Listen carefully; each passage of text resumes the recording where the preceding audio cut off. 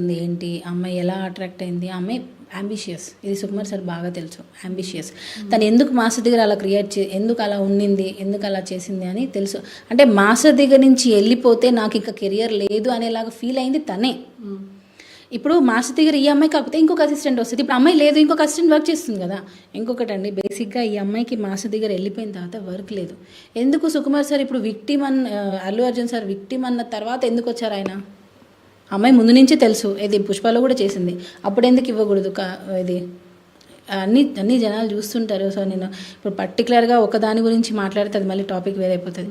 సుకుమార్ సార్కి ఇది మ్యాటర్ మొత్తం తెలుసు. సార్ చెప్పారు ఆ అమ్మాయి పని ఆ అమ్మాయిదని, ఆల్రెడీ ఆ అమ్మాయికి చేసేసారు. ఆ అమ్మాయికి ఒక రకంగా కెరియర్ ఇచ్చారు. ఎవరి వల్ల? జానీ మాస్టర్ వల్ల.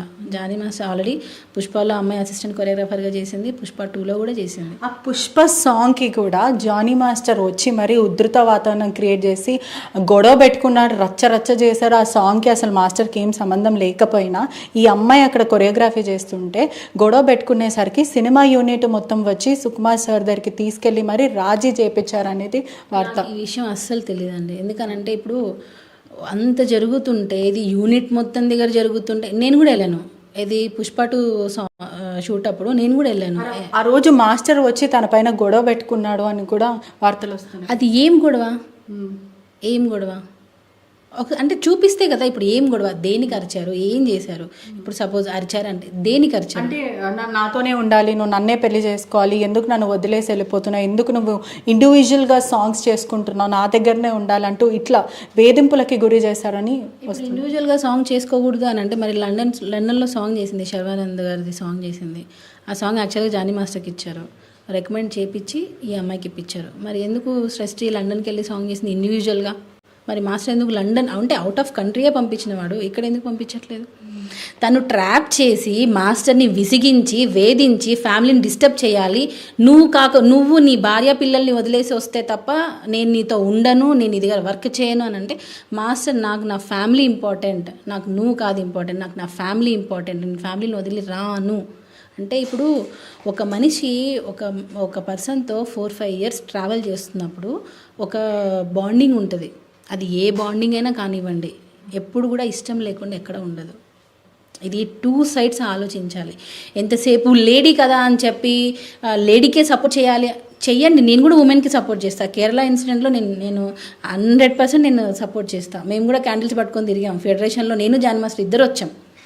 ఒక హస్బెండ్తో ఏడ్చిన సందర్భాలు కూడా ఉన్నాయి. ఒక హస్బెండ్తో 14 ఇయర్స్ నేను ట్రావెల్ చేయను, 2 పిల్లల్ని కానీ నేను ట్రావెల్ చేయను.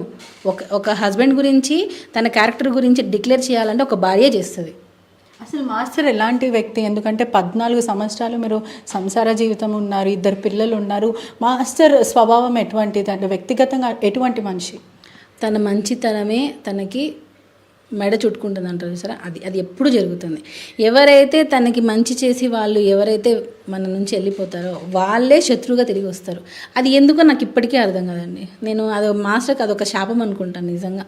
తను మంచి చేసిన వాళ్ళందరూ కూడా మంచిగా సెటిల్ అయి ఉంటారు, కానీ మాస్టర్ మీద అది ఎందుకో నాకు తెలిసి 1 టైప్ ఆఫ్ జెలస్ అనుకుంటా. ఎందుకంటే ఒక పర్సన్ ఏమీ లేకుండా సొంత కష్టంతో ఒక పాన్ ఇండియా లెవెల్కి వెళ్ళి నేషనల్ అవార్డు తెచ్చుకొని పొలిటికల్గా వితౌట్ ఎనీ బ్యాక్గ్రౌండ్ వెళ్ళడం చాలామందికి దిష్టి తగిలింది అంటారు చూసారా, ఒక రకంగా అదే. అంటే ఇతన్ని ఎలా అయినా తొక్కేయాలి. అందులో ఇప్పుడు జనసేనలో పనిచేస్తున్నారు, సో టార్గెట్ చేయడం ఈజీ, ఏదో ఒక చిన్న దానిలో ఇరికించేయడం. దీన్ని ఇంకా ఇంత ఉంటే అక్కడ ఉండేది ఇంత అయితే దాన్ని ఇంతలా చూపించడం అది కామన్. అది అంటే ఇప్పుడు జానీ మాస్టర్ అనే అతను చిన్న మాస్టర్ కాదు, అంటే చిన్న పెద్ద అని నేను అనట్లేదు. అంటే పాన్ ఇండియా లెవెల్లో అన్ని లాంగ్వేజెస్లో ఆల్మోస్ట్ వర్క్ చేశారు ఆయన. సో ఆయన ఇప్పుడు ఏది వచ్చినా న్యూస్ ఆ రోజు అది ట్రెండ్ అయిపోతుంది, వైరల్ అయిపోతుంది. సో ఈ అమ్మాయిని అడ్డు పెట్టుకొని వాంటెడ్లీ ఆ అమ్మాయిని రెచ్చగొట్టి, ఇప్పుడు కూడా నాకు తెలిసి ఆ అమ్మాయి ఏజ్ నాకు తెలిసి 26 అనుకుంటా. ఎందుకనంటే 26 అనుకుంటా నాకు తెలిసి. ఎందుకంటే ఇది ఎందుకు చెప్తున్నానంటే, ఢీ జోడీ మీరు దీన్ని మీ ఛానల్స్ ద్వారా దీన్ని తీయాలి. ఢీ జోడీలో జోడీ చేయాలనంటే, జోడీ కప్పుల్ అంటే ఎప్పుడు వస్తుంది? 18+ ఉంటేనే జోడీగా ఇంటిమేట్ సీన్స్తో. ఢీ జోడీ అంటే మనం చూస్తాం ఎలా ఉంటుందని, సీన్స్ చాలా రొమాంటిక్గా డ్యాన్స్ చేస్తారు. మరి ఢీ జోడీలో 18+ కాకముందే ఆ అమ్మాయిని తీసుకుంటారా? మల్లెమల్ల ప్రొడక్షన్స్ వాళ్ళకి తెలుసు కదా శ్యాంప్రసాద్ గారిది. మరి డి షో అన్నప్పుడు మరి 18+ కాకుండా అమ్మాయిని ఎందుకు తీసుకుంటారు? అంటే అక్కడ ఫేక్ సర్టిఫికేట్ పెట్టిందా? 18+ కదా. సో అప్పుడు 18+ అంటే ఇప్పుడు ఆ అమ్మాయికి 24 or 26 ఉండాలి ఏజ్. మరి ఎలా? అంటే నేను నాకు వచ్చింది ఇప్పుడు డి షోలో ఆ అమ్మాయి వచ్చినప్పటి నుంచి వచ్చిన వాళ్ళ పార్ట్నర్స్ ఎవరైతే సోమేష్ వీళ్ళందరూ కూడా ఉన్నారో వాళ్ళు 18+ అప్పటికి. తనకి సంబంధించిన పార్ట్నర్స్ కూడా అందరూ 18+. 18+ ఉన్నప్పుడు ఈ అమ్మాయి కూడా 18+ ఉంటుంది. మరి ఆ ఏజ్ ప్రకారంగా తీసుకుంటే జానీ మాస్టర్ దగ్గరకు వచ్చినప్పుడు 18+. మరి 16 అని ఎందుకు పెడుతున్నారు? ఫోక్స్ ఎందుకు వచ్చింది ఇప్పుడు మధ్యలో? ఎందుకు కేసు పెట్టాల్సిన ప్రధాన రీజన్ ఏముంటుంది? What is she want? తనకి జానీ మాస్టర్ వెళ్ళిపోయిన తర్వాత అంటే విశ్వక్సేన్ షూట్లో ఆ అమ్మాయి వర్క్ నచ్చక అమ్మాయిని పంపించేశారు.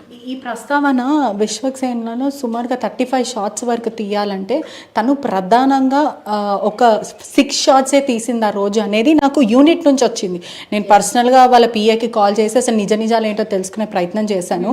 యూనిట్ నుంచి మాత్రం తన వర్క్ మాత్రం అంత స్పీడ్గా లేదు అని చెప్పి వాళ్ళు చెప్తున్నారు.